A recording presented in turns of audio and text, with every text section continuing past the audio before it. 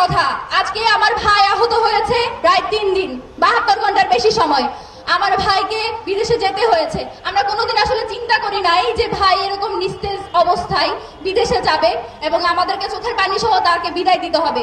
আমাদের বিশ্বাস ছিল যে ভাই রাষ্ট্রীয় সফরে এমপি হওয়ার পরে বিদেশে যাবে, আমরা তাদের কাছে বিভিন্ন জিনিস উপহার আনার জন্য তার কাছে আমরা হাসি মুখে চাইতাম। আজকে আমার ভাইকে এভাবে বিদায় দিতে হয়েছে।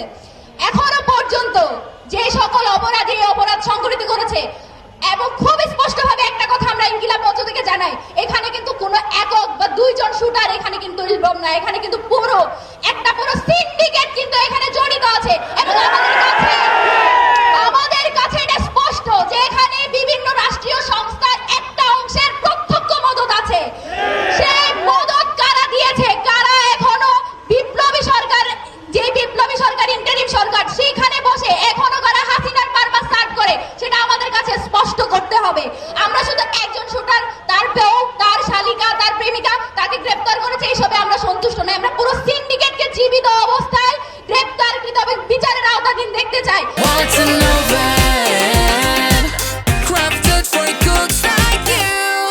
সেটা আমার ভাই সুস্থ হয়ে ওঠার আগে।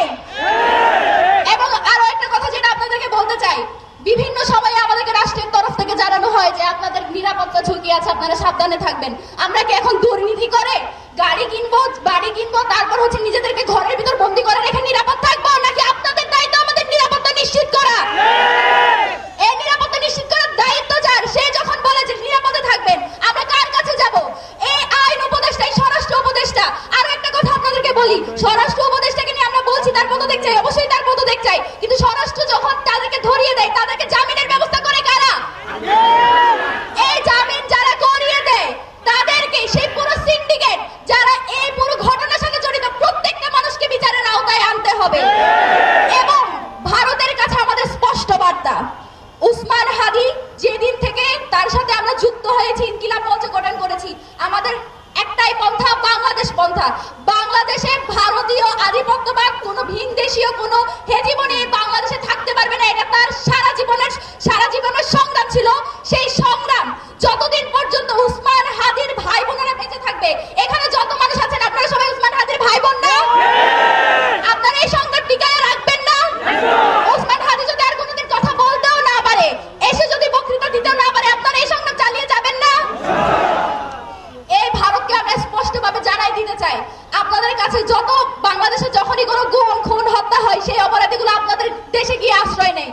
আপনারা হচ্ছেন এমন একটা রাষ্ট্র যাদের কোনো ভালো রেকর্ড জীবনে কেউ দেখাইতে পারে না, বরং সব সময় সব অপরাধীর আশ্রয়স্থল হয়ে ওঠেন আপনারা। আপনারা যদি এটা চলমান রাখেন, হাসনাত ভাই একটু আগে বলে গেছে, আমি আর মুখে বললাম না, কথা হচ্ছে যে কোনো জায়গায় যেখানেই থাকবে তাদেরকে আমাদের হাতে পৌঁছে দিতে হবে যারা অপরাধী আছে। এই দেশের সাংবাদিক এবং গোয়েন্দা সংস্থা কে কোথায় কখন কার সাথে কি করে, এই সব কিছুর ফুটেজ তাদের কাছে থাকে। কে কখন কোথায় গিয়ে কার সাথে প্রেম করে, কে কোথায় কখন কার সাথে গিয়ে রাত কাটায়, সবকিছু তাদের কাছে থাকে। শুধু অপরাধী কি করে এটা তাদের কাছে থাকে না। এটা আমাদেরকে তারা বুঝায়। ভারতে যাওয়ার পর কেমনে বলতে পারো যে ভারতে আছে, বাংলাদেশে থাকতে কেন বলতে পারো না? তার মানে কি এগুলো সবকিছু তোমাদের ইন্ধনেই হইতেছে, এটা আমরা বুঝে নিব। আমাদের একটাই প্রশ্ন, খুনি যদি জাহান্নামে থাকে, জাহান্নাম থেকে এনে আগে আমাদের সামনে দাঁড় করাইতে হবে, তারপর আমরা জাহান্নামে যাব। এখান থেকে স্পষ্ট বার্তা, আমরা আমাদের যে সংগ্রাম সেটা আমরা চালিয়ে যাব। ভাই সুস্থ হয়ে ফিরুক, ভাই যদি আর জীবনে এখানে আসতেও না পারুক, আমাদের সংগ্রাম থেকে আমরা এক চুল পরিমাণ বিচ্যুত হব না।